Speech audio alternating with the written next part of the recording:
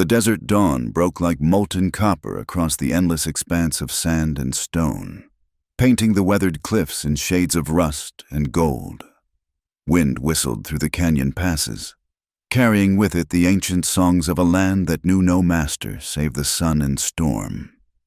In the distance, a herd of longhorns moved like dark shadows against the parched grassland, their lowing calls mixing with the creak of leather and the soft cursing of cowboys who'd been in the saddle since before first light.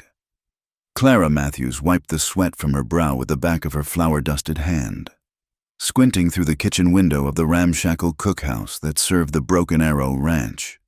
At 23, she was all sharp angles and sun-darkened skin, her frame too slight for the heavy work that filled her days from dawn to well past dusk. The other ranch hands often joked that a strong wind might blow her clear to Mexico. But Clara had learned long ago that survival in this unforgiving land required something stronger than muscle and bone. The coffee pot hissed on the cast-iron stove, its bitter aroma mixing with the scent of sourdough and bacon grease. She moved with practiced efficiency despite her weariness, her calloused hands working the dough for the day's bread while keeping one eye on the bubbling pot of beans that would feed a dozen hungry cowboys come noon. The work was endless, thankless, and paid barely enough to keep body and soul together.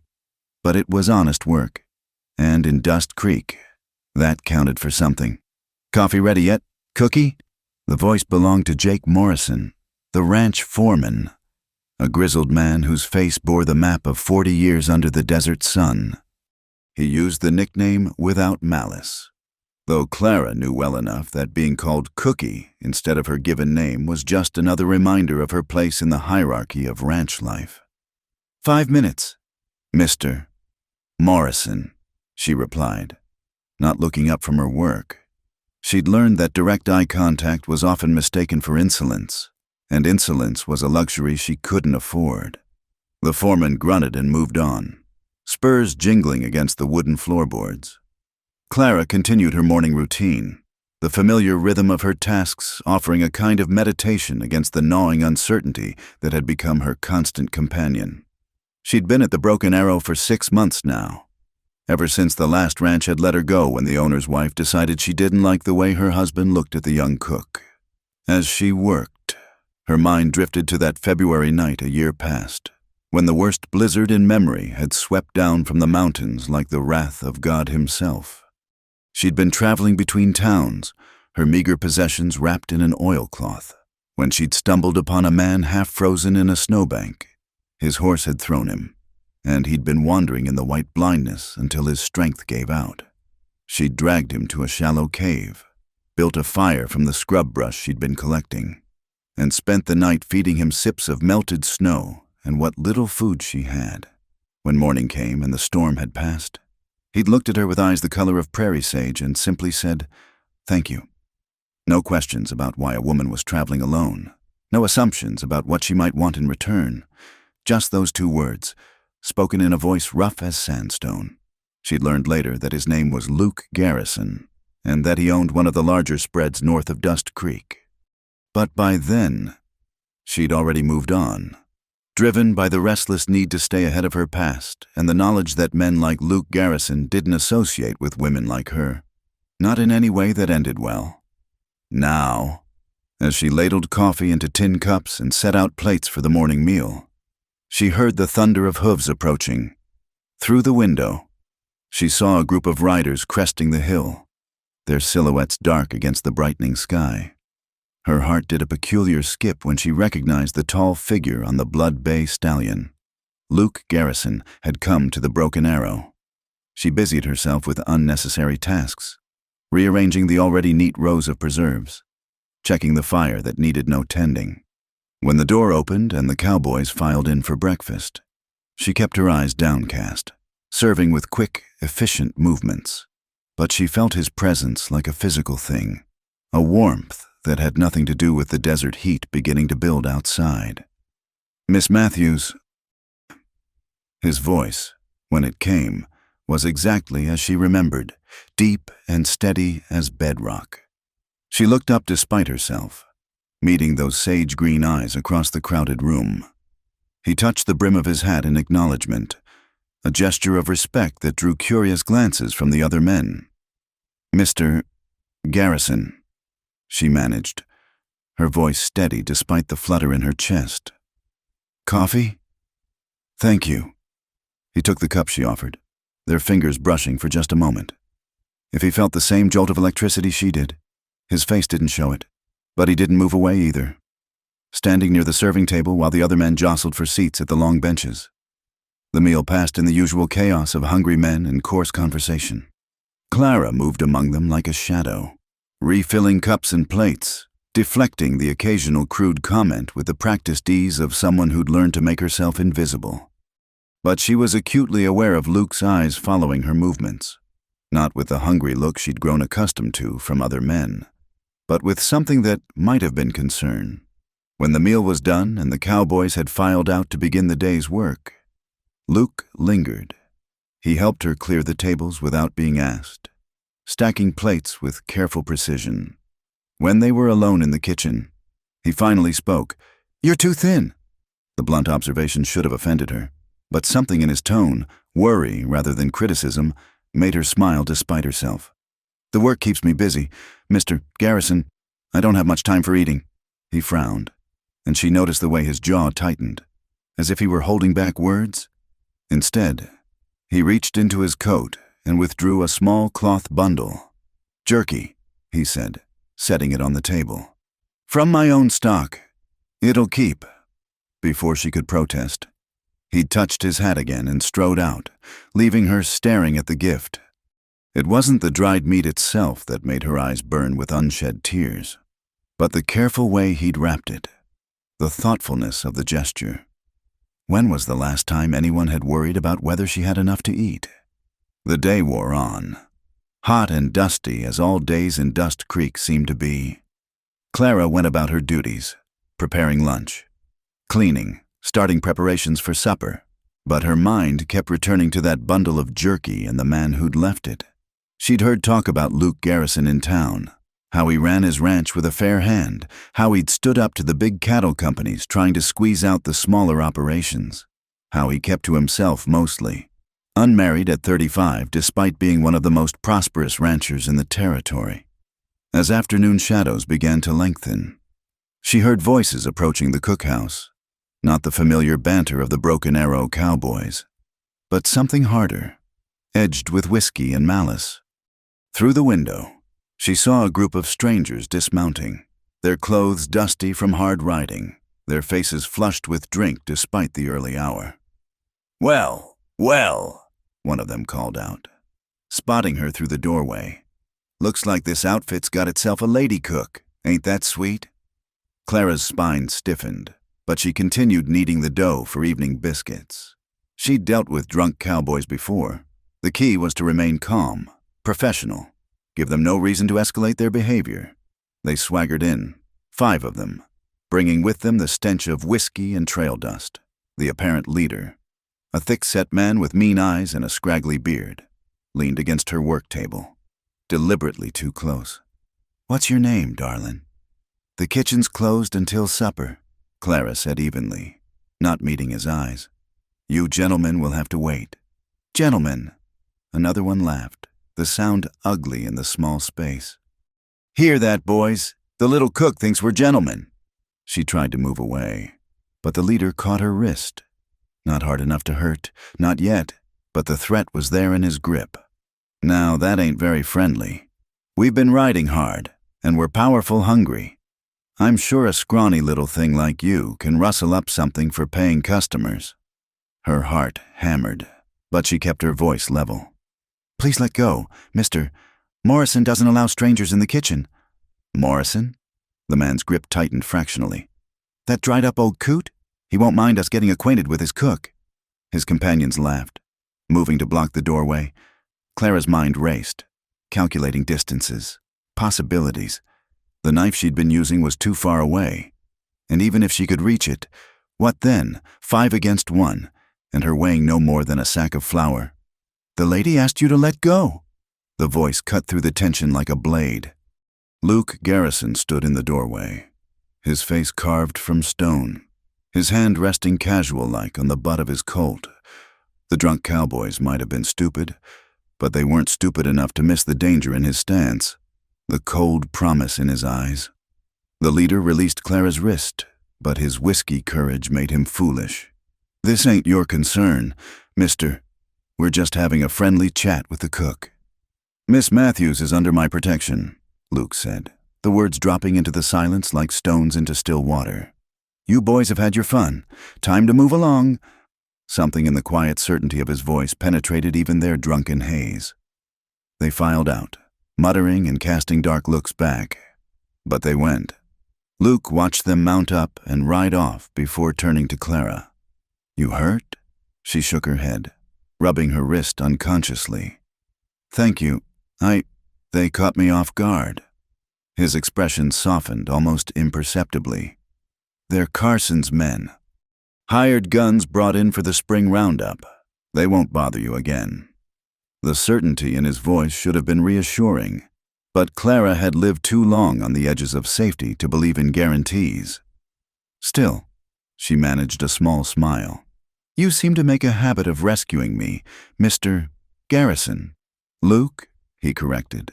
Then, as if the familiarity surprised him as much as her, he cleared his throat. "I should go, but Clara—" He paused, seeming to weigh his words. "Be careful. There's trouble brewing in Dust Creek. And men like that are just the beginning." After he left, Clara stood in her empty kitchen, the phantom warmth of his presence lingering like smoke from a distant fire. Outside, the sun was beginning its descent toward the jagged horizon, painting the desert in shades of blood and gold. Somewhere in the distance, a coyote howled, its lonely cry echoing across the vastness. She touched the bundle of jerky he'd left, thinking of his words. Trouble brewing. As if her life had ever been anything but trouble. One crisis bleeding into the next like watercolors in the rain. But for just a moment, standing in the fading light with the memory of his protection wrapped around her like a blanket, she allowed herself to imagine what it might be like to have someone to stand beside her when the storms came. The stars were just beginning to emerge, cold and distant in the darkening sky. When she finally turned back to her work, there would be hungry cowboys to feed come supper, and whatever tomorrow might bring. Tonight she had a job to do, in the harsh arithmetic of survival that governed life in Dust Creek. That would have to be enough. But as she worked, she found herself glancing toward the door, half hoping to see a tall figure silhouetted against the stars, sage-green eyes watching over her from the darkness. It was foolishness. She knew. Women like her didn't get fairy tale endings. But in a land where death could come with the morning sun, and justice was as scarce as water, sometimes foolish hope was all that kept a person moving forward. The saloon's amber light spilled onto the dusty street like liquid gold, mixing with the raucous laughter and tinny piano music that marked another Friday night in Dust Creek. Clara pulled her thin shawl tighter as she hurried past. A basket of supplies from the general store balanced on her hip. She'd learned to time her errands for when the cowboys were deepest in their cups, less likely to notice a lone woman moving through the shadows. But tonight, her timing was off. "Well, if it ain't the frail little cook," the voice, slurred with whiskey, came from the saloon's swinging doors. Tom Carson emerged, flanked by 3 of his hired guns, the same men Luke had warned off days ago. "Boys, look what we got here. Miss High and Mighty herself. Thinking she's too good to serve honest working men." Clara kept walking, her pace steady despite the ice forming in her veins. 20 steps to the corner, 15 to the alley that would take her back to the ranch. She'd learned long ago that running only excited men like these, like blood in the water drawing sharks. "Hey!" Carson's boot heels pounded the boards behind her. "I'm talking to you, woman. Didn't your mama teach you manners?" Her mother. The memory rose unbidden, a woman worn threadbare by poverty and men's cruelty, whispering through cracked lips. "Stand tall, Clara. Stand tall until someone takes your hand and leads you from the darkness." She'd been 8 when her mother died, old enough to understand that sometimes standing tall meant knowing when to bend. A hand grabbed her basket, yanking her to a stop. Flour and beans scattered across the dirt as Carson spun her around. His breath was rank with tobacco and rot-gut whiskey, his eyes glittering with the peculiar meanness that some men carried like a disease. "Please," Clara said quietly. "I need to get back. They're expecting me. They can wait." Carson's companions had formed a loose circle, their grins sharp as broken glass. "See, you insulted us the other day, acting all proper, hiding behind that rancher's coattails. But he ain't here now, is he?" The street had emptied as if by magic, townsfolk melting away like snow in July. Clara understood. Carson had money, men, and a reputation for violence. She was nobody, a transient cook without family or connections. The mathematics of survival in Dust Creek were simple and brutal. "I meant no insult," she said, hating the tremor in her voice. "If you'll let me pass, on your knees." Carson's voice had gone soft, which was somehow worse than the shouting. "You owe us an apology, and I think you should deliver it proper-like, on your knees." Clara's hands clenched in her skirts. She'd bent before, swallowed pride like bitter medicine when survival demanded it. But something in this moment, the jeering faces, the empty street, the weight of every humiliation she'd endured, made her spine stiffen. "No!" The word hung between them like a challenge. Carson's face darkened, and she saw his hand move toward the gun at his hip. Not to draw it, not yet, but the threat was clear. "I said, get on your knees, you scrawny piece of—" "Is there a problem here?" The voice came from behind Clara, steady as granite. She didn't need to turn to know who it was. Luke Garrison stepped out of the shadows between buildings. His duster pushed back to reveal the Winchester in his hands. Not pointed at anyone, not yet, but held with the easy competence of a man who knew his business. "This ain't your concern, Garrison." Carson snarled, but some of the swagger had left his voice. "Just teaching the help some manners. Miss Matthews." Luke's voice was calm, almost conversational. "Would you mind stepping over here? You dropped your supplies." Clara moved on trembling legs, kneeling to gather the scattered flour and beans. She heard Luke's boots on the packed earth as he positioned himself between her and Carson's men. "Now," Luke continued in that same easy tone, "seems to me you boys have had enough entertainment for one evening. Time to head back to wherever you're bunking." "You threatening us?" One of Carson's men, younger and dumber than the rest, had his hand on his pistol. Luke's smile was thin as winter ice. "Son, if I was threatening you, you'd know it. I'm just suggesting you fellows find somewhere else to be. Dust Creek's a peaceable town, and Sheriff Watson takes a dim view of men who hassle women. Watson's a drunk who couldn't find his badge with both hands." Carson spat. "And you're just one man. Garrison, 1 man against 4. 5, a new voice corrected. Old Jake Morrison stepped out of the barber shop, a scattergun cradled in his arms. "Evening, Mr. Garrison. Saw Miss Clara here having some trouble and thought I'd take the air." 6, added another voice. Samuel Chen, who ran the laundry, appeared at the corner with an ancient but well-maintained Henry rifle. "Very nice night for walk." One by one, other men materialized from doorways and alleys. Not many. Dust Creek wasn't that kind of town, but enough. The banker, Theodore Hollis, the blacksmith, Eric Swenson, even young Timothy Parker from the telegraph office, looking scared but determined behind his thick spectacles. Carson's eyes darted between them, calculating odds. Whatever he saw in their faces made him step back, hands spreading in mock surrender. "No need for all this fuss.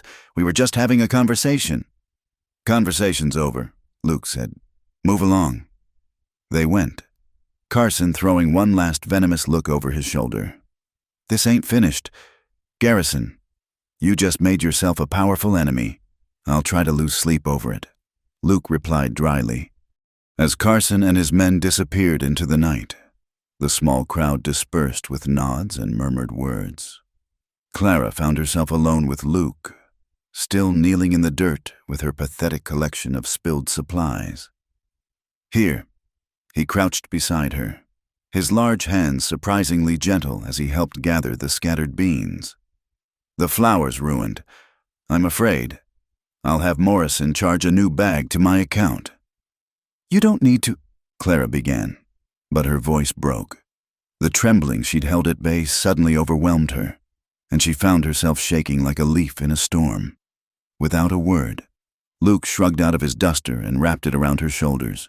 The coat smelled of leather and gunpowder and something uniquely him, sage and cedar and wide-open spaces. "Come on," he said quietly. "Let's get you back to the ranch." He helped her to her feet, keeping one hand on her elbow as they walked. Clara was acutely aware of the impropriety, a single woman walking alone with a man after dark, but the solid warmth of his presence drove away any concern for gossip. "Why?" she asked when they were clear of town. "Why do you keep helping me?" Luke was quiet for so long she thought he wouldn't answer. When he finally spoke, his voice was thoughtful. "My mother was a cook, after my father died. She worked ranches from Texas to Montana, dragging me along until I was old enough to cowboy myself. I watched men treat her like she was less than nothing, just because she was poor and alone." He paused. "I swore when I had my own place, things would be different." They walked in companionable silence, the stars overhead cold and brilliant. Clara pulled his coat tighter, drawing comfort from its weight. "They called me the Frail cook," she said softly, "like that's all I am. Weak, worthless." Luke stopped walking, turning to face her. In the moonlight, his eyes were silver dark, intense. "You survived alone in a blizzard. You saved my life when you had every reason to save yourself. Instead, you faced down drunk cowboys and bitter cold and back-breaking work every single day." His hand rose as if to touch her face, then dropped. "There's nothing frail about you, Clara Matthews. Nothing at all." The moment stretched between them, fragile as spun glass. Then Luke cleared his throat and resumed walking. The spell broken, but something had shifted, some invisible barrier cracking like ice in spring. When they reached the Broken Arrow, the bunkhouse was dark. The cowboys already turned in. Luke insisted on seeing her to the cookhouse door, standing guard while she lit the lamp.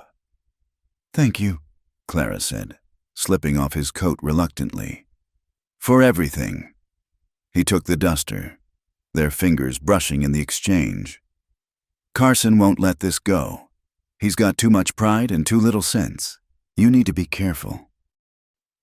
"I always am." "No." His voice was firm. "This is different. He's not just some drunk cowboy. He's got money, men, and a mean streak wider than the Rio Grande. If you see him or his men coming, you run. You find me or Morrison or anyone. Promise me." The intensity in his voice made her nod. "I promise." He studied her face as if memorizing it, then touched his hat.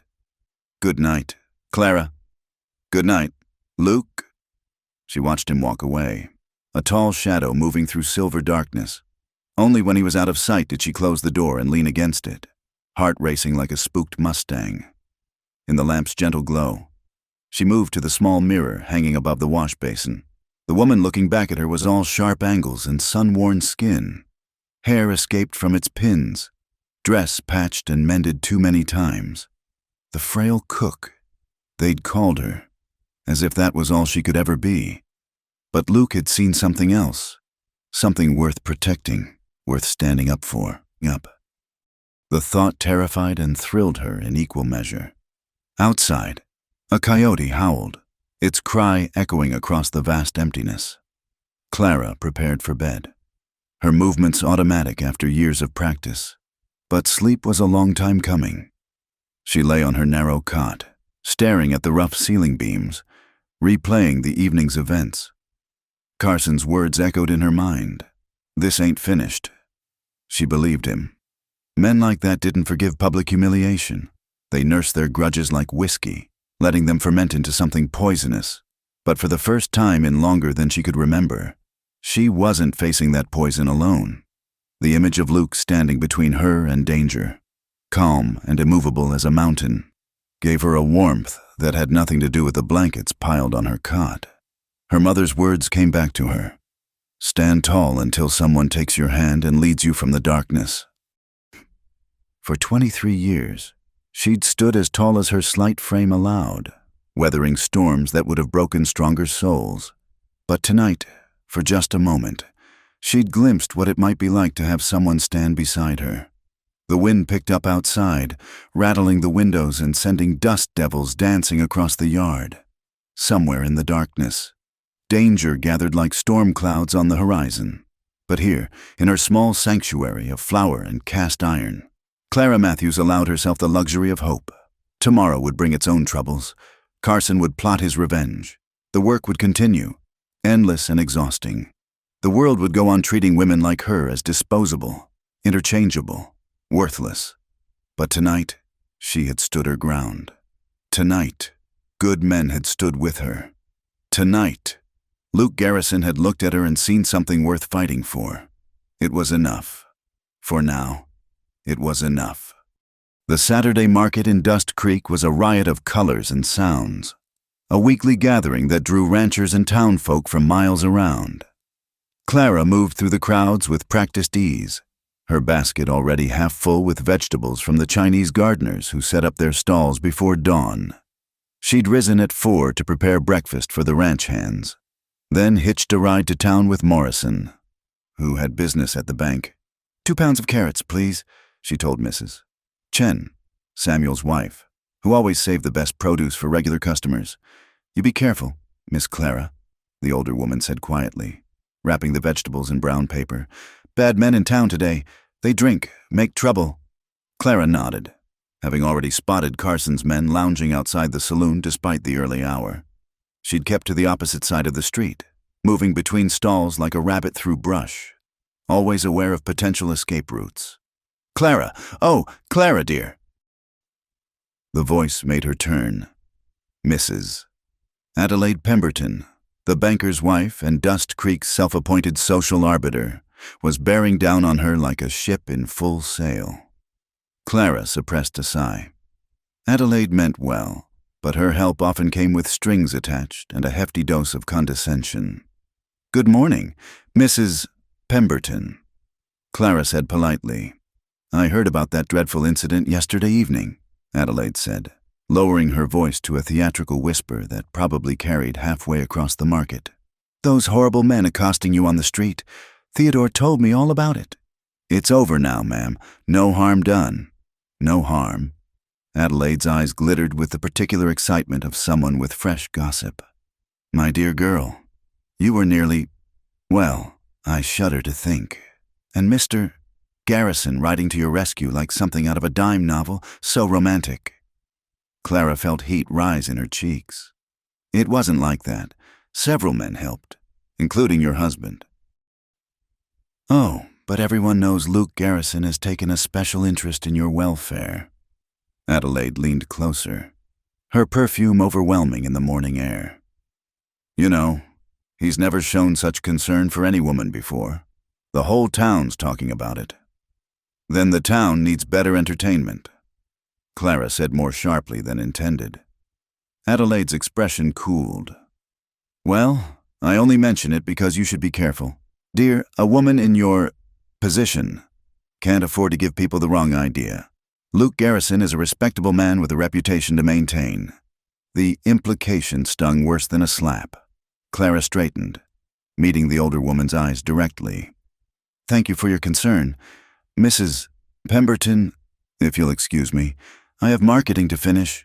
She turned away before Adelaide could respond, blinking back angry tears. A woman in your position, as if she didn't know exactly what her position was. Poor, friendless, one step away from destitution, as if she harbored any illusions about bridging the gulf between herself and a man like Luke Garrison. Bread for the week, she told herself firmly. Approaching the baker's stall, focus on bread. But her hands shook as she counted out coins, and she nearly dropped the wrapped loaves when a shadow fell across the counter. Morning, Miss Matthews. She looked up to find Luke himself standing there, hat in hand, dressed in his town clothes, clean-pressed shirt, string tie, the gun belt that never left his hips looking almost decorative against his dark trousers. Mr. Garrison, she managed, acutely aware of the sudden hush that had fallen over nearby shoppers. I was hoping to find you here. He glanced at her laden basket. Might I carry that for you? That's kind, but people will talk. People always talk. His expression was calm, but she caught a flash of something. Anger in his eyes. Did Adelaide Pemberton corner you? Clara's surprise must have shown, because his mouth quirked in a half-smile. I saw her flagship approaching while you were at the vegetable stand. She means well, but her tongue could strip paint off a barn. Despite everything, Clara found herself smiling. That's unkind. True, but unkind. Truth often is. He took the basket from her hands with a gentle insistence. Come on, I'll buy you a cup of coffee at Chen's. We need to talk. The Chinese restaurant was small and clean, tucked between the hardware store and the assay office. Most of the town's respectable citizens wouldn't be caught dead there, which made it perfect for a conversation that required privacy. Luke guided her to a corner table, then went to speak quietly with Samuel Chen, who nodded and disappeared into the kitchen. You don't have to do this, Clara said when Luke returned. Buy me coffee. Be seen with me, Mrs. Pemberton was right about... Adelaide Pemberton hasn't been right about anything since she decided bustles were still fashionable. Luke's tone was dry. Clara, I need to tell you something about Tom Carson. The abrupt change of subject made her blink. What about him? Samuel appeared with a pot of coffee and 2 cups, along with a plate of almond cookies that hadn't been ordered. He gave Clara a small smile before retreating. Luke poured coffee, his movements deliberate. Carson's not just some hired gun. He's working for the Western Cattle Consortium, buying up land for the railroad that's coming through. They want the water rights along Willow Creek, and they're not particular about how they get them. But what does that have to do with... Clara stopped, understanding flooding through her. Your ranch, Willow Creek, runs through your property, and through 3 others. The Hendersons sold last month after their barn burned down. The Millers left after their daughter was threatened on her way home from school. His jaw tightened. Carson's been brought in to accelerate the process. Clara wrapped her hands around the warm cup. Processing this information? So, yesterday was him testing the waters, seeing how far he could push. Who'd stand with me? Luke met her eyes. I'm sorry you got caught in the middle. That was never my intention. You think he'll come after me to get to you? It wasn't a question. Luke's silence was answer enough. Clara took a sip of coffee, surprised to find her hands steady. What do you want me to do? Leave town? Is that what you want? The question caught her off guard. What I want hasn't mattered much in my life, Mr. Garrison. It matters to me. The simple statement hung between them, weighted with meaning. Clara found herself studying his face, the sun-carved lines, the steady gray-green eyes, the determined set of his jaw. This was a man who'd built something from nothing, who'd stood against bigger outfits and won, a man who could have any woman in the territory, but who was sitting in a Chinese restaurant with a nobody cook, asking what she wanted. I want to stop running, she heard herself say. I've been moving from place to place since I was 15. Always one step ahead of trouble or one mistake away from disaster. I'm tired of being scared, tired of being alone. Luke reached across the table, covering her work-worn hand with his. You're not alone anymore. The bell above the door chimed, breaking the moment. 3 of Carson's men entered, their loud voices deliberately disruptive. They spotted Luke and Clara immediately, exchanging smirks that made Clara's skin crawl. Well, the rancher and his pet cook, having a cozy little meal. The speaker was the young one who'd been eager to draw the night before. Hope we're not interrupting anything improper. Luke didn't turn, didn't tense, but Clara saw his free hand drop below the table. Morning, boys. Coffee's good here. You should try it. Maybe we will. They took a table directly in Luke's line of sight, chairs scraping obnoxiously. Say, Miss Cook, when you're done with Garrison here, maybe you'd like some real company. Clara started to pull her hand away, But Luke's grip tightened slightly. "Ignore them," he said quietly.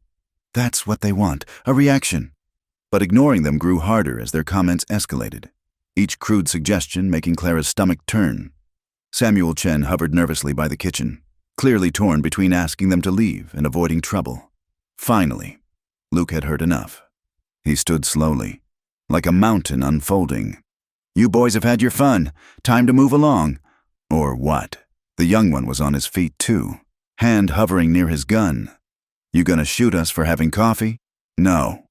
Luke's voice was perfectly calm. "But Sheriff Watson might have questions about why you're harassing citizens in a public establishment, and Judge Thornton takes a dim view of disturbing the peace." He smiled, cold as winter wind. "The judge's daughter happens to be in town today. Shopping, I believe. Be a shame if she heard about men making crude comments to ladies over breakfast." The mention of Judge Thornton, a hanging judge with a notoriously protective streak regarding his only daughter, changed the atmosphere immediately. The three men exchanged glances, suddenly less cocky. "We ain't done nothing wrong," one muttered, but they were already moving toward the door. The young one couldn't resist a parting shot. "Carson's got plans for you. Garrison, you and anyone fool enough to stand with you." After they left, Luke sat back down, calm as if nothing had happened. But Clara could see the tension in his shoulders, the way his eyes tracked movement outside the window. "This is going to get worse, isn't it?" she asked. "Probably." He was quiet for a moment. "I won't lie to you. Clara, Carson's dangerous, and the consortium has deep pockets. But I've got friends too. Good men who won't stand by while Carson runs roughshod over the valley. Why fight? You could sell, take your money, and start over somewhere else." Luke's expression hardened. "Because this is my home. I've bled for every acre, fought drought and blizzard and market crashes. I'll be damned if I let some Eastern corporation drive me off land my father died trying to build." The passion in his voice stirred something in Clara's chest. This was what it meant to belong somewhere, to have roots deeper than the next paycheck or the next town. It was everything she'd never had and had stopped believing she could find. A commotion outside drew their attention. Through the window, they could see a dust cloud approaching from the west, moving fast. As it grew closer, it resolved into a lone rider, pushing his horse hard. Luke was on his feet immediately. "That's Will Henderson. Something's wrong." They rushed outside as the rider pulled up in a spray of dust and foam. The horse was lathered, its sides heaving, and Will Henderson, a boy of maybe 17, looked wild-eyed with panic. "Mr. Garrison, they hit the Murphy place. Burned the barn, scattered the stock. Mr. Murphy tried to stop them and—" The boy's voice cracked. "Doc's with him now, but it don't look good." Luke's face went stone hard. "Where's Carson?" "Nobody saw him clear, but his men were there. They're saying it was an accident, that a lantern got knocked over, but everyone knows." "Get to the sheriff." Luke cut him off. "Tell him what you told me. Then find Morrison and the others. Tell them to meet me at the Murphy Ranch." As the boy wheeled his exhausted horse toward the sheriff's office, Luke turned to Clara. His eyes were grim. "I need to go." "Be careful." The words came out before she could stop them. Something in his expression softened. "Samuel will see you get back to the ranch safe." He hesitated, then stepped closer, his voice low. "Stay at the Broken Arrow tonight. Don't go anywhere alone." Then he was gone, striding toward the livery stable with deadly purpose. Clara watched him go, her heart hammering with a fear that had nothing to do with her own safety. The market had gone quiet, people clustering in small groups, voices hushed. News traveled fast in Dust Creek, and the Murphy attack had shifted something in the atmosphere. This wasn't just about land anymore. This was about whether men like Carson could do whatever they pleased, to whomever they pleased, without consequence. Mrs. Chen appeared at Clara's elbow. "Come, Samuel will take you back when ready. You stay inside until then." Clara let herself be led back into the restaurant. But her thoughts were with Luke, riding toward danger with that terrible determination in his eyes. She'd seen range wars before, had fled from more than one town torn apart by greed and violence. But this time, running wasn't an option. This time, she had something worth staying for.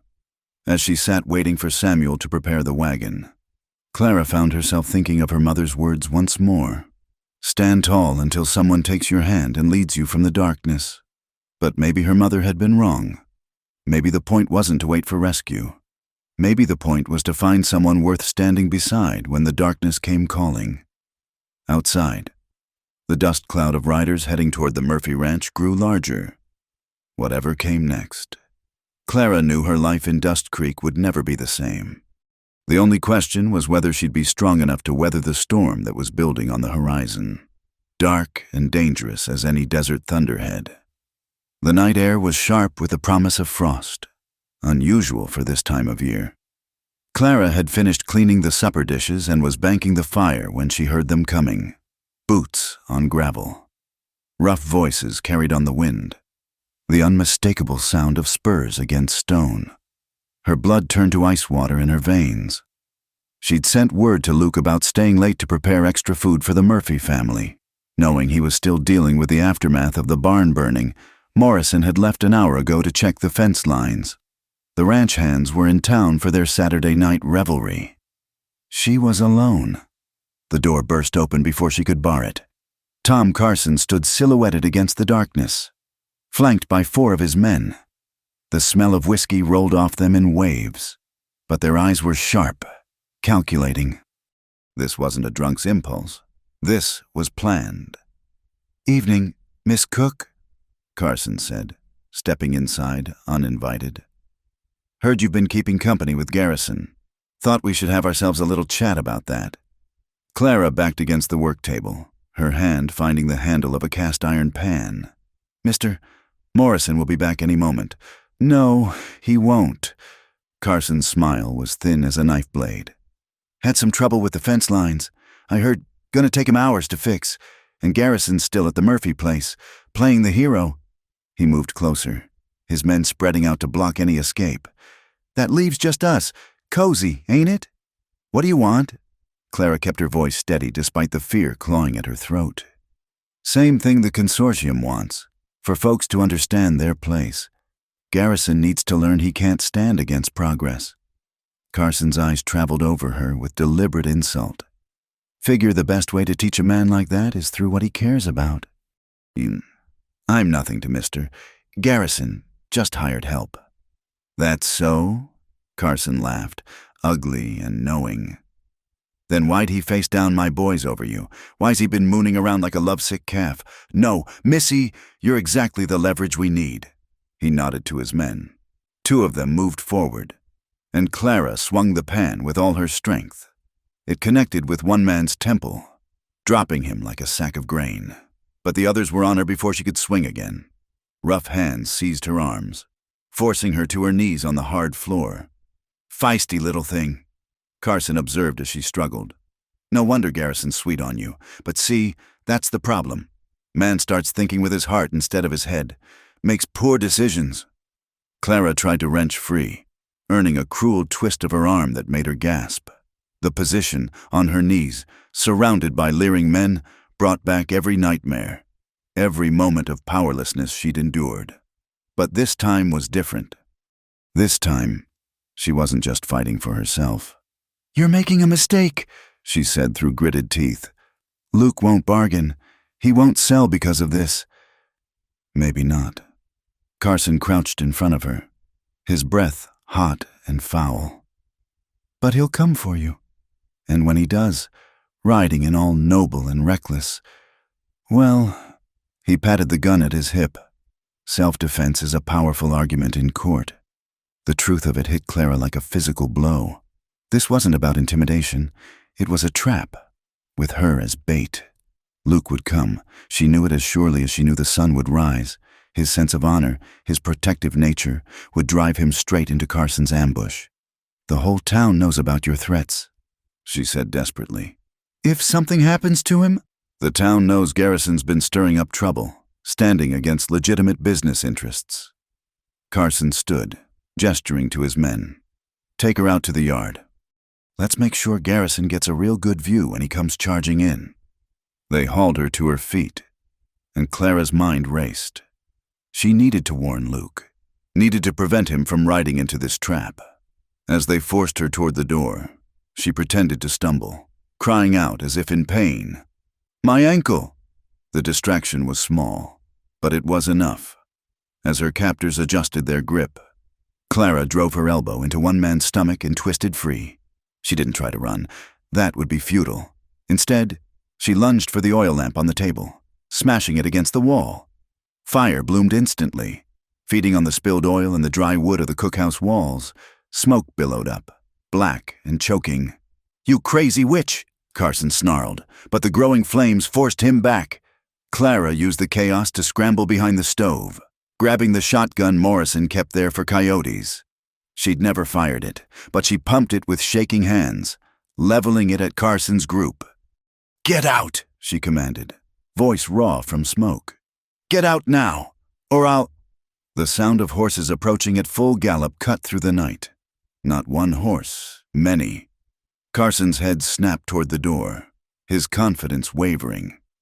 Luke Garrison burst through the doorway like an avenging angel, taking in the scene. Clara cornered, the spreading fire. Carson and his men, in one comprehensive glance. Behind him came Morrison, the Murphy boys, and half a dozen other riders. "Clara!" Luke's voice cut through the smoke in fear. "It's a trap!" she shouted. "They want you to—" Carson went for his gun, but Luke was faster. The crack of his Colt split the night, and Carson's weapon went spinning into the flames. The hired gun clutched his bleeding hand, cursing viciously. "Everyone out!" Morrison roared. "The whole place is going up!" The fire had found the large stores, sending tongues of flame licking across the ceiling. The cookhouse filled with smoke and the acrid smell of burning wood. In the chaos of men rushing for the exit, Luke fought his way to Clara. "Are you hurt?" His hands were gentle but urgent, checking for injury. "I'm fine, but Luke, they were going to—" "I know." His eyes were hard as flint. "Come on." He half carried her from the burning building, the shotgun still clutched in her nerveless fingers. Outside, the yard was chaos, horses milling, men shouting, the fire casting wild shadows across everything. Carson and his men were surrounded by armed ranchers, their ambush turned against them. Clara's knees finally gave out, the weight of what had almost happened crashing over her. She sank to the cold ground, shaking uncontrollably. Luke knelt beside her, wrapping his coat around her shoulders, his arm solid and warm against her back. "You're safe," he murmured. "I've got you. You're safe." Sheriff Watson arrived with more men, taking in the scene with weary resignation. "Tom Carson, you're under arrest for arson, assault, and attempted murder." "She started the fire," Carson protested, cradling his wounded hand. "The crazy woman tried to burn us alive." "After you forced your way in and assaulted her," Morrison stated flatly. "I got back in time to see you drag her to the yard. Whatever she did was self-defense." The sheriff looked at Clara, huddled in Luke's protective embrace. Then, at the burning cookhouse. "Seems clear enough to me, though I'd like to know how Miss Matthews managed to hold off 5 armed men by herself. Cast iron pan in desperation," Clara said weakly, which drew unexpected chuckles from several men. As Carson and his crew were led away in irons, Luke helped Clara to her feet. The cookhouse was fully engulfed now, past saving, flames reaching toward the star-filled sky. Everything she owned was in there, her few clothes, her mother's Bible, the small savings she'd hidden in a flour tin. "I'm sorry about your things," Luke said quietly. Clara watched the fire consume her meager possessions, waiting for the familiar despair to wash over her. Instead, she felt something else entirely, a strange lightness, as if the flames were burning away more than just material goods. "They forced the frail cook to her knees," she said, tasting the words Carson had used. "That's what they said. Like it was nothing, like I was nothing." Luke's arm tightened around her. "They were wrong." "Were they?" Clara turned to face him, seeing her reflection in his eyes, soot-stained, hair wild, dress torn, but still standing. "I've been forced to my knees so many times. Luke, by poverty, by circumstance, by men who saw me as less than human. I thought that's all I'd ever be. Someone who bent or broke, who survived by becoming invisible." Clara. But tonight was different. She touched his face, leaving a smudge of soot on his cheek.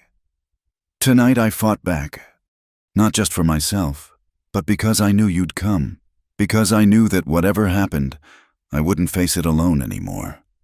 Luke caught her hand, pressing it against his cheek. "You'll never be alone again. Not if I have anything to say about it." Around them, men worked to contain the fire, forming bucket brigades, moving anything flammable away from the burning structure. The Broken Arrow would survive, minus one cookhouse.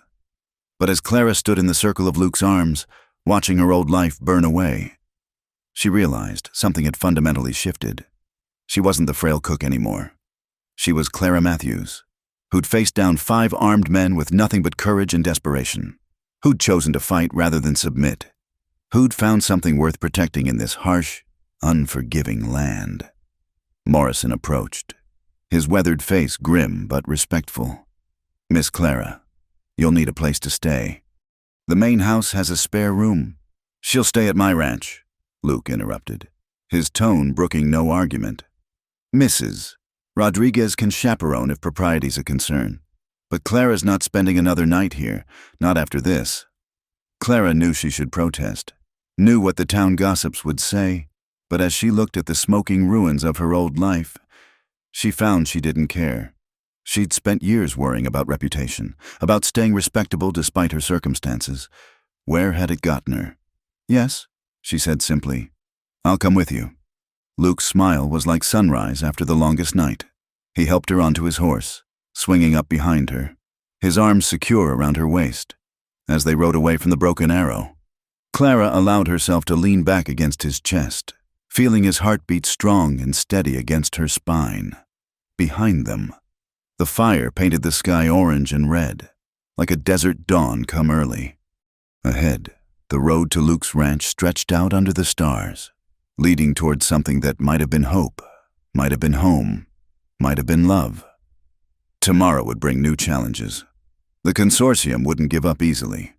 Carson might be in jail, but he was just one man, and there would be others.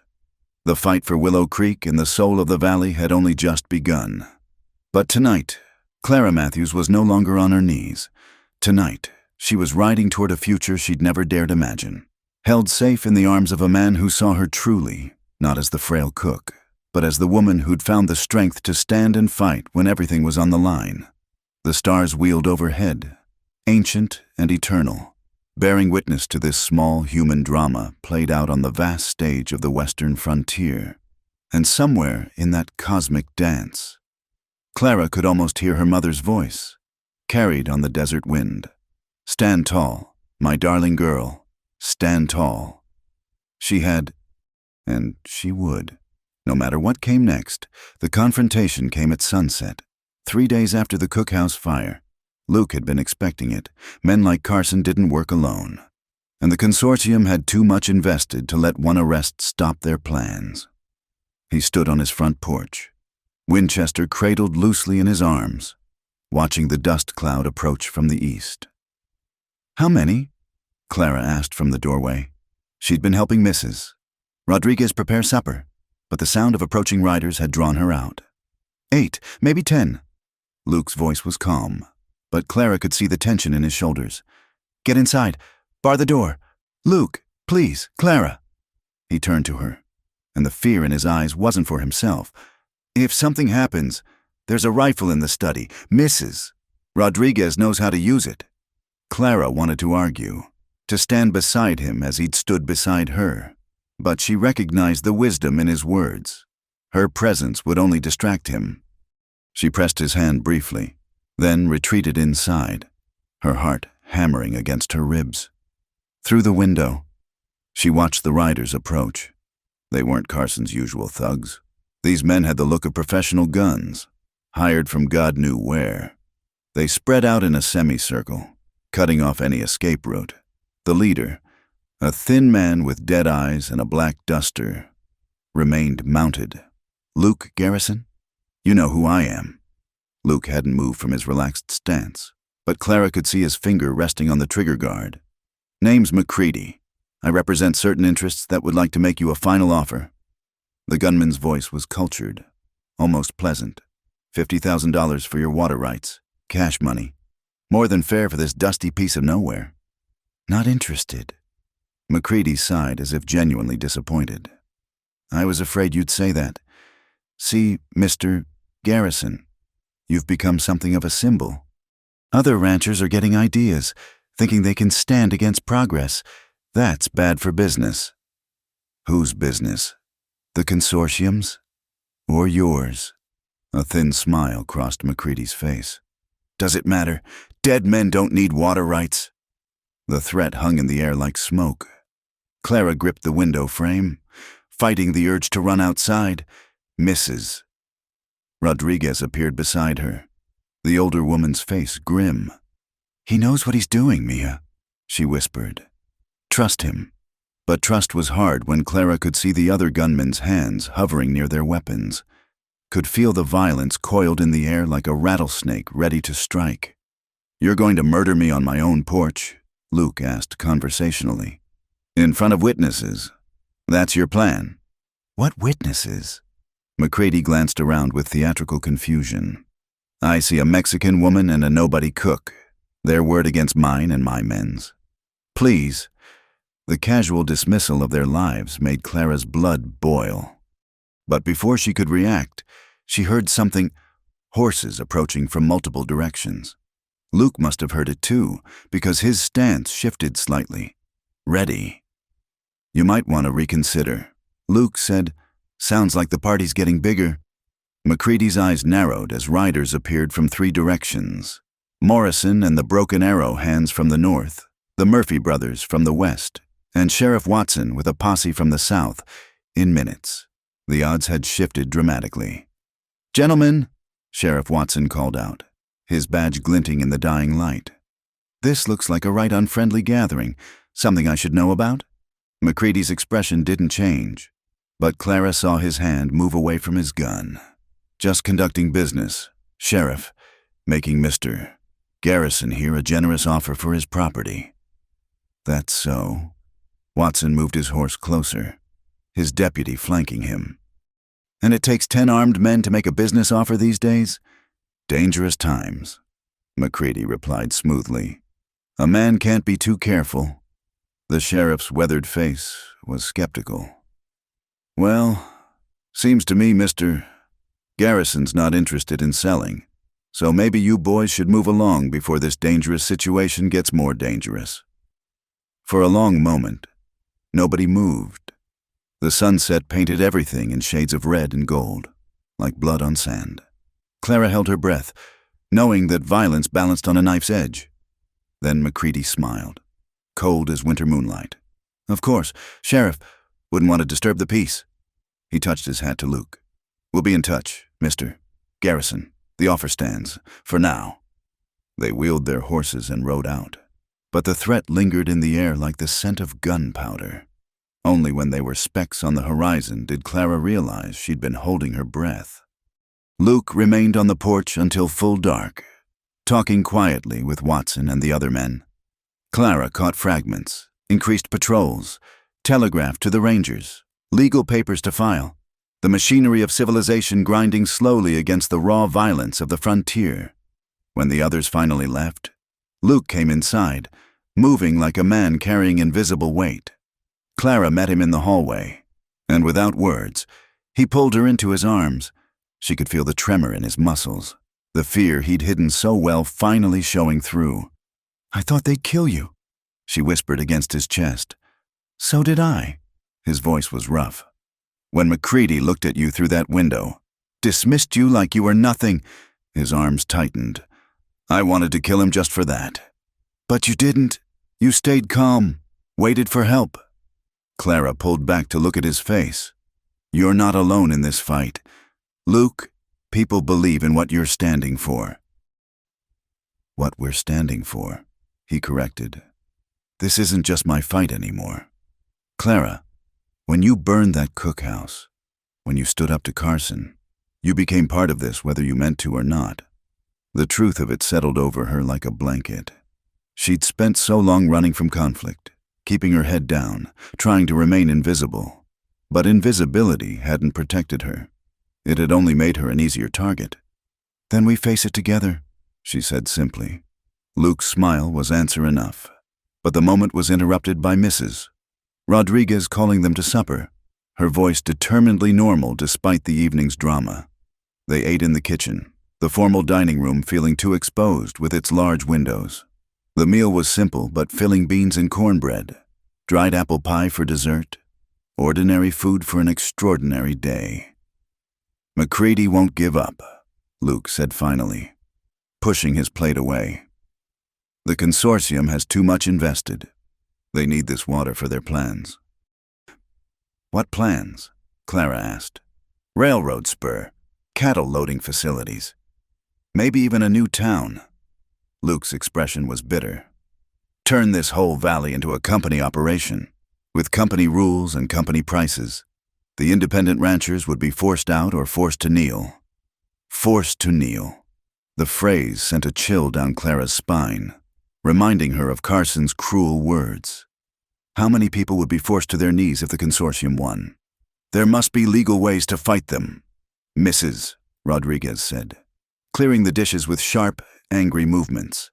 "This is America, not some lawless wasteland. The law is only as strong as the men who enforce it," Luke replied. "And the consortium has deep pockets for buying judges and lawmakers." "Then what do we do?" Clara asked. Luke was quiet for a long moment. When he spoke, his voice was thoughtful. "We make it too expensive for them to win. Every hired gun costs money. Every delay costs money.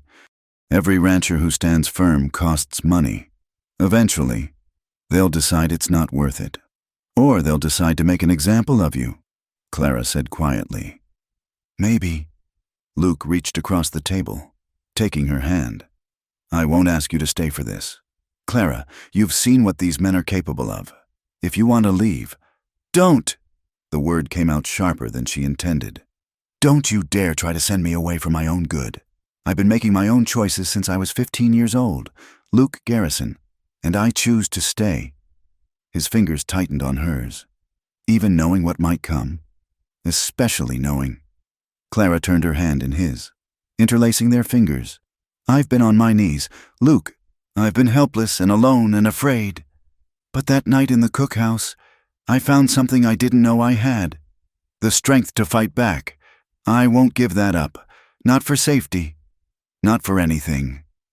Mrs. Rodriguez smiled, the expression transforming her stern face. "Good. This house needs a woman with backbone. Too long it's been just men and their stubbornness." The comment broke the tension, and they finished the meal in lighter spirits.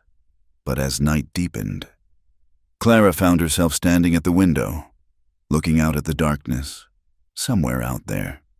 McCready and his men were planning their next move. The consortium was counting its money and hiring more guns. The storm was building, and she could feel it in the air like electricity before lightning strikes. Luke appeared behind her, his presence solid and comforting. "What are you thinking?" "About my mother," Clara admitted. "She used to say that darkness was just the world holding its breath before dawn, that if you could stand tall through the night, morning would always come. Wise woman. She was—" Clara leaned back against him. "I wish she could have met you. She would have liked knowing her daughter found someone worth standing beside." Luke's arms came around her, and they stood together watching the stars wheel overhead. In the distance, a coyote called, its voice lonely in the vastness. But here, in this circle of warmth and strength, Clara felt anything but alone. "Whatever comes," Luke murmured against her hair, "we face it together." "Together," she agreed. The word was a promise, a prayer, a declaration of war against all the forces that would drive them to their knees. Tomorrow would bring new challenges, new threats, new battles in the war for the soul of the valley. But tonight, they had each other, and that was enough. The stars continued their ancient dance, indifferent to human struggles, but Clara thought they seemed a little brighter tonight, as if bearing witness to something important. Two people choosing to stand together against the darkness, no matter the cost. It was, perhaps, the beginning of a legend. Or maybe just the story of a frail cook who found her strength and a lonely rancher who found his heart. Either way, as Clara turned in Luke's arms and saw her future reflected in his eyes, she knew that morning would come. It always did. For those brave enough to stand through the night. The journey to Luke's ranch began at dawn, the sky painted in gentle pastels that promised a cooler day ahead. Clara sat beside him on the wagon seat, acutely aware of every bump in the road that brought their shoulders together. Behind them, Mrs. Rodriguez dozed, having insisted on coming along as chaperone, though her knowing smiles suggested she was more ally than guardian. "The main house needs work," Luke said, breaking a comfortable silence. "Haven't had much reason to fix it up, living alone." Clara studied his profile, noting the way morning light caught the silver threads in his dark hair. "How long have you been alone?" "My father died 8 years ago. Mother passed when I was 12. His hands were steady on the reins, but she heard the old grief in his voice. "Been just me and the ranch since then. That's a long time to be alone. You get used to it." He glanced at her, something vulnerable in his eyes. "Or you think you do, until someone shows you what you've been missing." The words hung between them, weighted with meaning. Clara felt heat rise in her cheeks and looked away, studying the landscape as it changed from the flat basin around Dust Creek to rolling hills dotted with juniper and pinon pine. They followed a creek, the famous Willow Creek that the consortium wanted so badly. Its banks were lined with the willows that gave it its name, their branches trailing in the water like a woman's hair. Clara could see why Luke fought so hard to keep this land. It was beautiful in a stark, honest way that spoke to something deep in her soul. "There," Luke said, pointing ahead. "Home." The ranch house sat on a rise overlooking the creek, built of adobe and weathered timber that seemed to grow from the earth itself. It wasn't grand like some of the estates back east, but it had a solid, enduring quality that spoke of permanence. Outbuildings clustered nearby, barn, bunkhouse, smokehouse, all showing the same careful maintenance. "It's perfect." Clara breathed. Luke's smile was boyish, pleased. "Wait until you see the kitchen. Had it specially built when I redid the house. Always figured." He trailed off, color rising in his weathered cheeks. "Figured what?" "Figured someday I'd have a wife who'd appreciate a proper kitchen." He finished quietly. Mrs. Rodriguez, apparently not as asleep as she'd seemed, chuckled from the back. "About time you admitted that, mijo. A house needs a woman's touch." They pulled up to the main house, and Luke helped Clara down, his hands lingering on her waist a moment longer than necessary. She felt the warmth of his touch through her dress, a pleasant shiver running down her spine. The kitchen, when he showed it to her, made Clara's breath catch. It was everything the cramped cookhouse at the Broken Arrow hadn't been: spacious, well lit, with a modern stove and plenty of workspace. Copper pots hung from hooks, and the pantry was well stocked with supplies. "Luke, this is—" She turned in a slow circle, taking it all in. "No one's ever given me anything like this?" "It's not a gift," he said softly. "It's hope. Hope that maybe you'd want to stay. Want to make this place a home." The confession hung in the air between them. Clara knew she should be practical, should think about propriety and what people would say. But standing in this beautiful kitchen, looking at this good man who'd risked everything to protect her, practicality seemed very far away. "I want that too," she admitted. "But Luke, I don't come from anything. No family, no dowry, no connections. You could have any woman in the territory. I don't want any woman." His voice was firm. "I want the woman who saved my life in a blizzard, who faced down 5 armed men with nothing but courage and a cast-iron pan, who burns down buildings rather than submit to bullies. He stepped closer, cupping her face in his calloused hands. I want you. Clara Matthews, if you'll have me. Clara's eyes burned with tears. You haven't even courted me properly. No flowers, no poetry, no Sunday drives. Then let me court you. His thumbs brushed her cheekbones gently. Let me show you every day how much you mean to me. Let me prove that you're not alone anymore, that you'll never be alone again. Mrs. Rodriguez cleared her throat from the doorway. Perhaps Miss Clara would like to see her room? And you, Don Luke, have work to do? No? They sprang apart, and Clara was grateful for the interruption. Her emotions were too raw, too overwhelming to process all at once. She needed time to believe this was real, that she wasn't dreaming this chance at happiness. The room, Mrs. Rodriguez showed her, was simple but clean, with a window overlooking the creek and a quilt that looked handmade.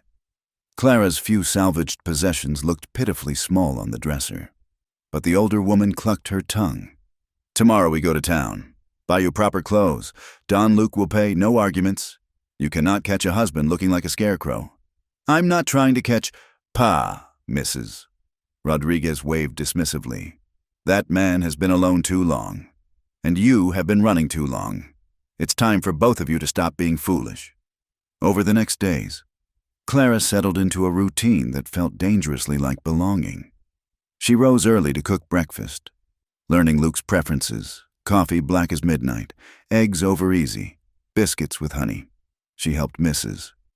Rodriguez with household tasks, mended clothes, tended the kitchen garden, and Luke courted her. He brought her wildflowers picked on his morning rides. He sat with her on the porch in the evenings, talking about everything and nothing, his dreams for the ranch, her memories of traveling, books they'd read, places they'd like to see. He taught her to ride, patient with her initial clumsiness, proud when she finally managed to stay in the saddle. You're a natural, he said one afternoon as they watered the horses by the creek. Another month, and you'll be racing across the range. I doubt that. Clara laughed, rubbing her sore muscles.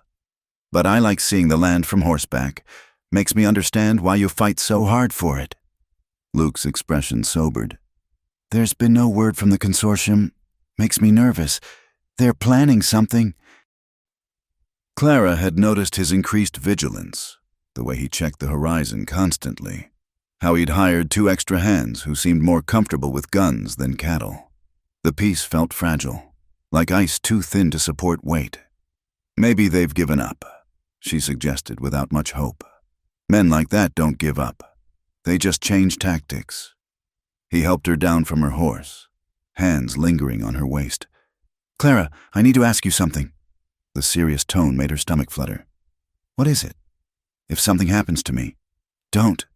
She pressed her fingers to his lips. Don't talk like that. He caught her hand, kissing her palm. I've had Morrison draw up papers. If something happens to me, the ranch goes to you, all of it. Clara jerked back. Luke, no, I can't. You can and you will. His voice was firm. This land needs someone who'll fight for it, who understands what it means. That's you. Your cousins, your friends will understand. Clara, you're not some fortune hunter. You're the woman I want to build a life with. Whether that's for 50 years or 5 days, I want to know you're protected. The pain in his voice broke her heart. She stepped into his arms, holding him tightly. Nothing's going to happen to you. We're going to have those 50 years. Luke Garrison. We're going to fill this house with laughter and children and so much happiness that people will talk about it for generations. He buried his face in her hair. Promise? I promise. But even as she said it, Clara heard the distant thunder that might have been hoofbeats or might have been storm clouds gathering. The peaceful interlude was ending.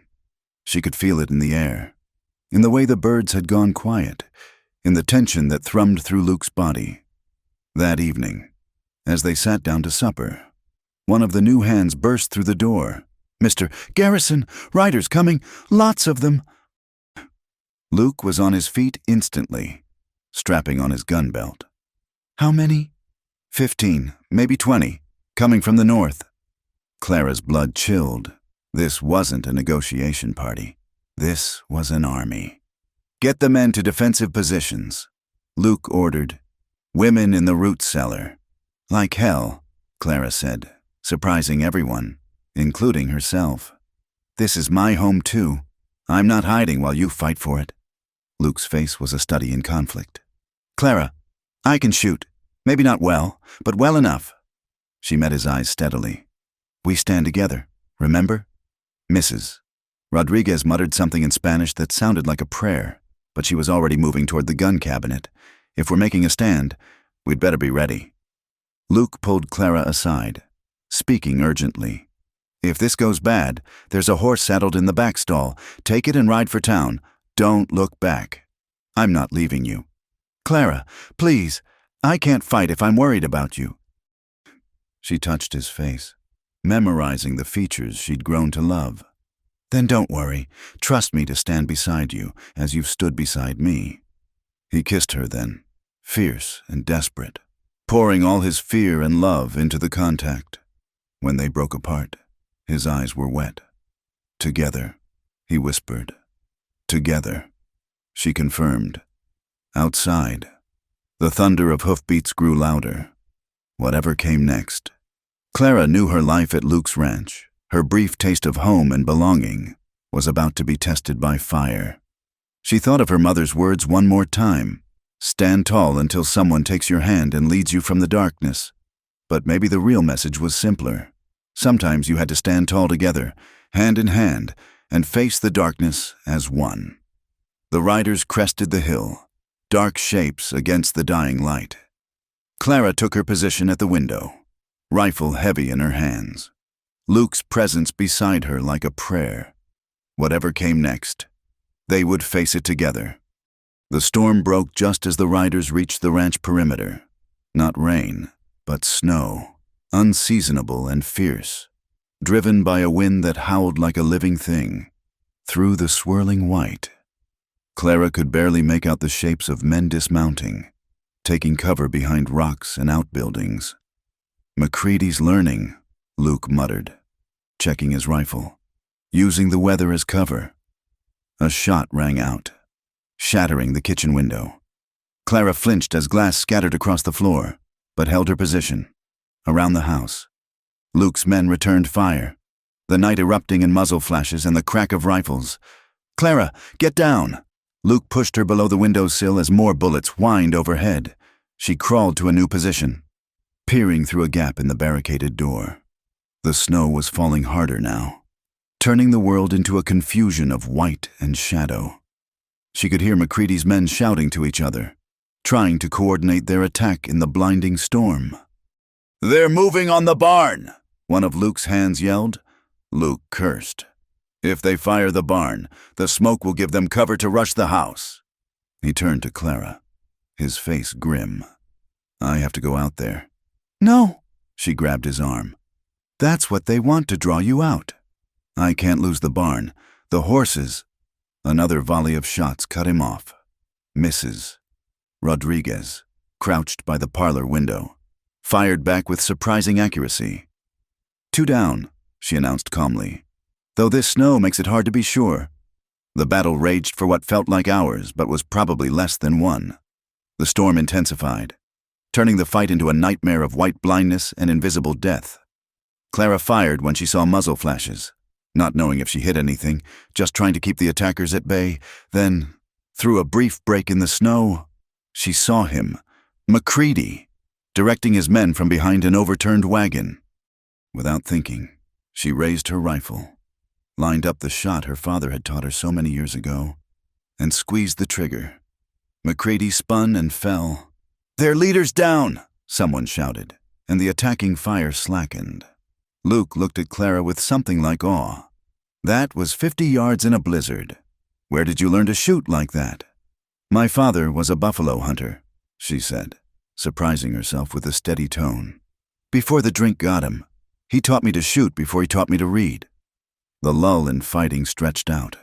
Through the snow, they could hear men arguing, McCready's voice weak but angry, ordering them to continue the attack. but without their leader standing strong.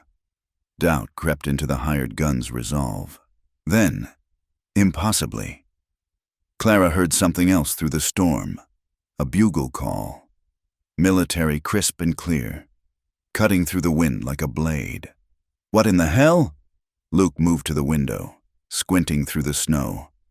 The bugle sounded again, closer now, and with it came the thunder of many horses. Through the blizzard emerged riders in blue uniforms, cavalry from Fort Randall, riding in perfect formation despite the weather. The army? Clara breathed. How? Stand down. All combatants stand down. The command rang with authority. A captain rode forward, his men flanking him with rifles at the ready. This is Captain James Mitchell, 5th Cavalry. Any man still holding a weapon will be considered hostile. The firing ceased completely. McCready's men, caught between the house and the cavalry, began throwing down their weapons. Through the window, Clara could see them emerging from cover, hands raised in surrender. Luke opened the door cautiously. Captain Mitchell, what brings the army to my ranch? The captain dismounted, snow collecting on his shoulders. Judge Thornton's request. Mr. Garrison. Seems the governor takes a dim view of private armies terrorizing lawful citizens. We've been tracking this bunch since they left Denver. Clara felt her knees go weak with relief. She leaned against Luke, who wrapped his arm around her, holding her close as they watched the soldiers round up McCready's men. The leader's wounded, Luke said. Behind that wagon. We'll see to him. Captain Mitchell's expression was grim. Armed insurrection is a federal crime. These men will be facing serious charges. As the soldiers worked, Judge Thornton himself rode up, looking incongruous in his formal black coat and top hat covered with snow. Luke, Miss Matthews, are you harmed? We're fine, Judge, Luke answered, though I'm mighty curious about the timing. The judge's eyes twinkled. Let's say a certain banker's wife sent a very urgent telegram after some disturbing conversations she overheard. Adelaide Pemberton may be a gossip, but she has her uses. Clara felt a laugh bubble up, part hysteria, part relief. Adelaide Pemberton, the woman who'd warned her about her position, had helped save them. The cleanup took hours. McCready, wounded but alive, was loaded into a wagon with the rest of his men. Before they took him away, he managed to catch Luke's eye. This isn't over, he said weakly. The consortium has deep pockets. Maybe, Luke replied. But they'll have to find someone else to do their dirty work. And word travels fast out here. After tonight, I doubt they'll find many takers. As dawn broke, the storm finally exhausted itself. The ranch looked like a battlefield, bullet holes in walls, windows shattered. The snow churned to mud and stained with blood, but it stood. They had held. Captain Mitchell approached Luke one last time. The army will be maintaining a presence in the area for the foreseeable future. The governor's very interested in keeping the peace. He smiled slightly. Especially with the railroad coming through. Legal-like, with proper negotiations and fair prices. After the soldiers left, taking their prisoners, Luke and Clara stood in the snowy yard, surveying the damage. The ranch hands emerged from their positions, tired but triumphant. Misses. Rodriguez bustled about, checking everyone for injuries, muttering prayers of thanksgiving. We did it, Clara said softly. We actually did it. Luke pulled her close. You did it. That shot you made. Clara, you saved us all. She shook her head. We saved each other. That's what partners do.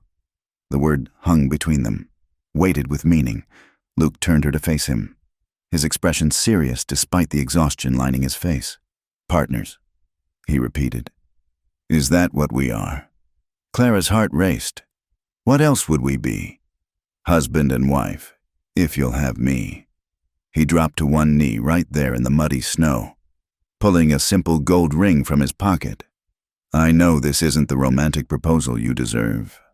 I'm covered in mud and gunpowder. We're standing in a battlefield, and I probably smell like a horse. But Clara Matthews, I love you. I want to spend my life with you, building this ranch, fighting whatever comes our way, together. Will you marry me?" Clara looked down at him. This good, brave man who'd stood against an army for what he believed in, who'd shown her what it meant to have a home worth fighting for. She thought of all the times she'd been forced to her knees, all the humiliation and fear she'd endured. Now here was a man on his knees by choice, offering her not just love, but partnership, respect, a future. "Yes," she said, tears streaming down her face. "Yes, Luke Garrison, I'll marry you." He slipped the ring onto her finger with shaking hands, then stood and kissed her while the ranch hands cheered and Mrs.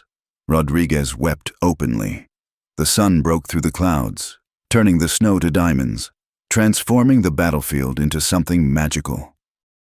Later, as they sat in the kitchen, Clara had already come to love, warming themselves with coffee and planning repairs. Sheriff Watson arrived with news. "The consortium's pulling out," he announced. "Word is they've decided to build their spur line further south, where the land's cheaper and the people less resistant." Luke smiled grimly. "Good riddance." "There's more," Watson continued. "Judge Thornton's recommending you for the territorial legislature. Luke says we need men who'll stand up for the small ranchers and farmers." Clara squeezed Luke's hand under the table. More fights ahead, but different ones. Political battles instead of gun battles. And they'd face them the same way, together, that evening, as the sun set over the mountains, painting the sky in shades of rose and gold. Clara stood on the porch of what would soon be truly her home. The bullet holes would be patched, the windows replaced. Life would go on, with its daily rhythms of work and rest, struggle and joy. Luke joined her, wrapping his arms around her from behind. "What are you thinking?" "About my mother," Clara said, "about standing tall through the darkness until morning comes. She was right, but also wrong. Sometimes you don't wait for someone to lead you from the darkness. Sometimes you fight your way out together." "Together," Luke agreed, pressing a kiss to her temple. In the distance, a coyote called, but it no longer sounded lonely. It sounded like freedom, like wildness that could never be fully tamed, like the spirit of the frontier itself. Clara had been the frail cook, forced to her knees by circumstance and cruelty. But she'd risen, found her strength, found her partner, found her home.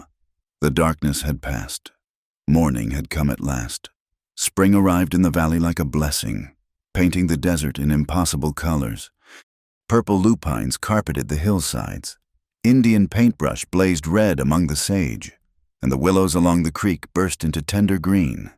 It was as if the land itself was celebrating, dressing in its finest for the wedding that had the whole county talking. Clara stood before the mirror in the room that had become hers at the ranch, hardly recognizing the woman looking back.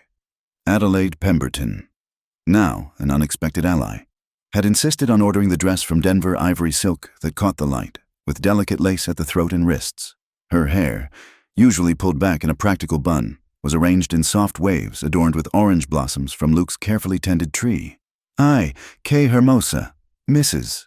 Rodriguez breathed, making final adjustments to the veil. "Like an angel."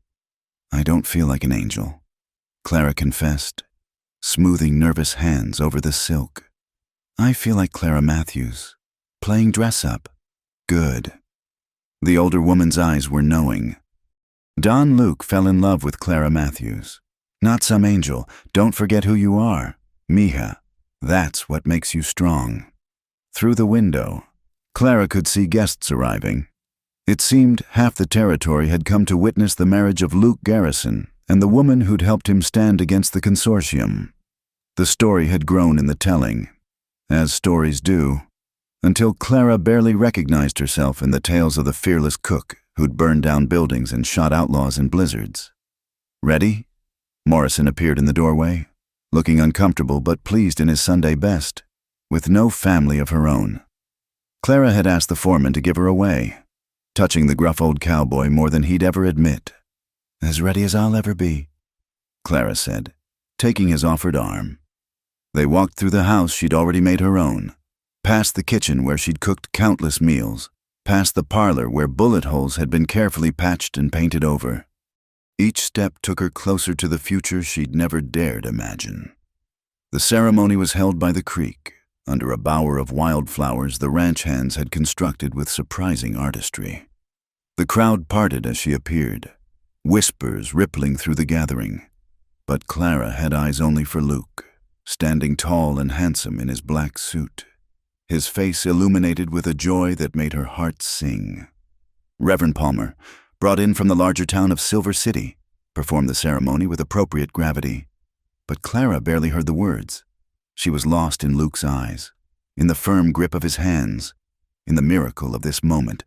"Do you, Clara Matthews, take this man to be your lawfully wedded husband, to have and to hold, in sickness and in health, for richer or poorer, for better or worse, for as long as you both shall live?" "I do," she said, her voice clear and strong. No trembling, no uncertainty. She'd made her choice that night in the cookhouse when she'd chosen to fight rather than submit. Everything since had led to this moment.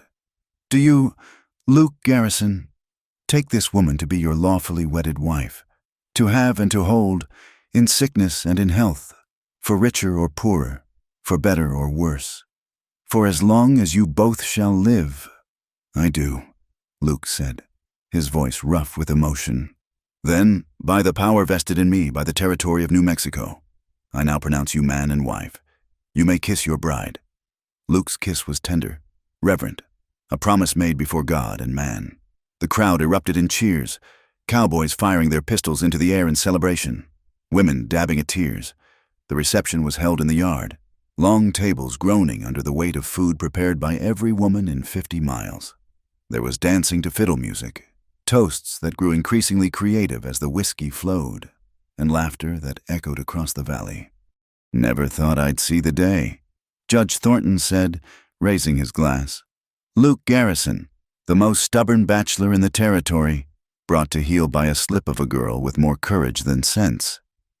"Here's to courage without sense," Luke replied, his arm around Clara's waist.